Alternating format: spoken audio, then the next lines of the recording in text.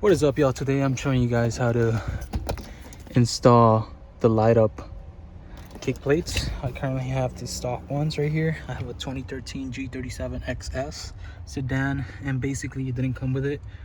And this is where you need to tap into. So you go from green, there's a forearm on this as well. So there's green, white with purple and yellow, and then there's this connector all the way on the top with all these colors. There's going to be a mint green, and then there's this light blue one right here, which I'm gonna tap into right now. All right, so I got it. All right, y'all, so on the last step we put the T-taps, and then just now I put the other light blue connectors onto the wire. I haven't securely clipped these in yet. I just wanted to make sure there's a connection. I gotta secure this clip because this is 18 gauge and this is 14 gauge. I messed up and got the wrong sized wire, but it still works. I just gotta secure it. And as you can see, it's lit up. I'm gonna go ahead and close the door in quotations, and that's off. And then open the door, boom. I'm gonna go ahead and start removing the old one and placing this one.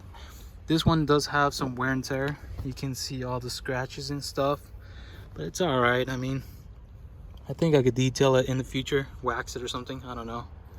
So just a quick tip, you can put a screwdriver here.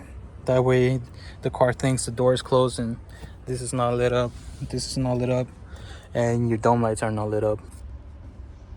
So this is how you remove it. You got a trim removal, get all the glue. This one is not that in there. Just gently. Also, you need to remove the weather strip.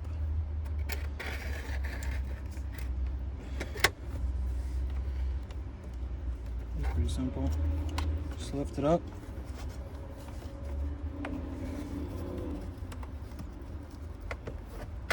Might need to remove this a bit. There we go. There we go. Okay. I broke off the clip, but these two clips are pull up, and then these two clips are slide out, and I broke this one, but it is what it is. I don't think we'll need it because this one doesn't have it. As you can see, it's just these two clips, so I might have to remove these. So I cleaned this area as much as possible, and these I don't think you can take them off, so I used some pliers trying to pull it out, but I ended up breaking the clip, but no biggie. So now that I have these two tabs broken, I'm gonna go ahead and clip these in. I already double checked my work and they are lighting up, so you can go ahead and clip it in. If you want, you can go ahead and also put 3M glue, but for me, the 3M I have is really sticky, and when I got this off the other car, it was such a hassle to take off. So in case I need to take it off one day, I don't want to struggle through that. So cool.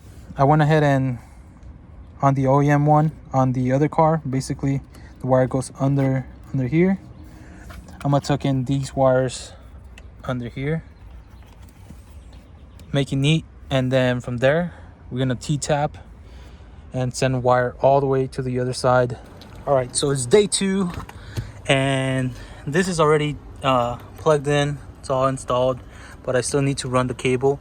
And what I did is I used my measuring tape and ran it through the back, and right now I just taped the wire to it, and I'm just gonna pull it so that way I snake it through like that. All right, so I was able to snake it through, and I really recommend using a coat hanger instead, like a wired one, because this is too thick and this one has like a little hook, and basically it makes it hard to get stuck. So it made it through, but I do recommend using a coat hanger instead. Also guys, just make sure you have enough wire. Don't cut yourself short. I think I could barely make it.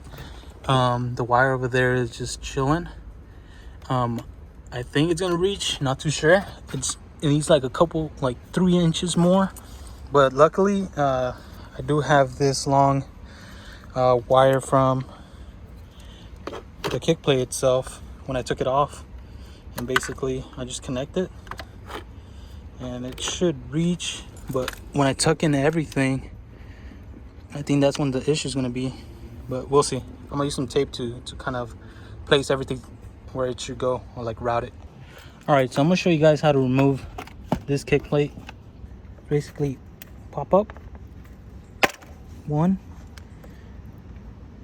this one came off, okay, whatever, and then two, and you either slide to the right or to the left, one or the other. Let me see, and lift up. There you go.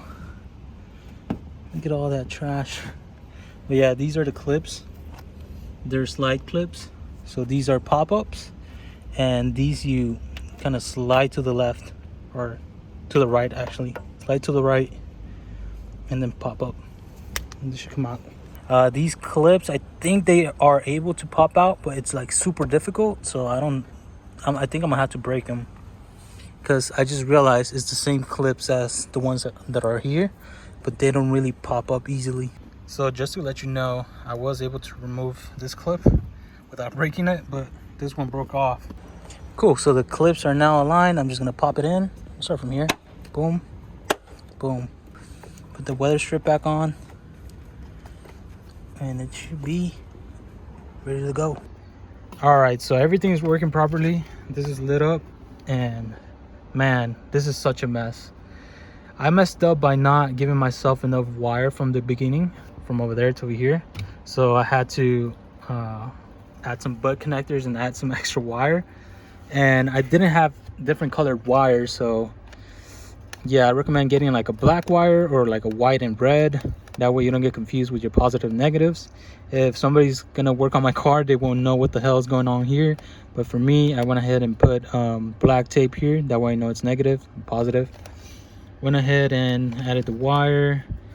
I tapped in here to the baby blue, or like sky blue wire for the negative, and the green, the mint green, for the positive. And then tucked in the wire here so we could tuck it in here. And basically I added some other tappers and connected these wires to here. So I'm gonna tuck everything in, and yeah, that's pretty much it. Let's check out the other side. This one's lit up. It's currently daytime, but yep, that's lit up. And on this side, it's lit up as well. So that's sick.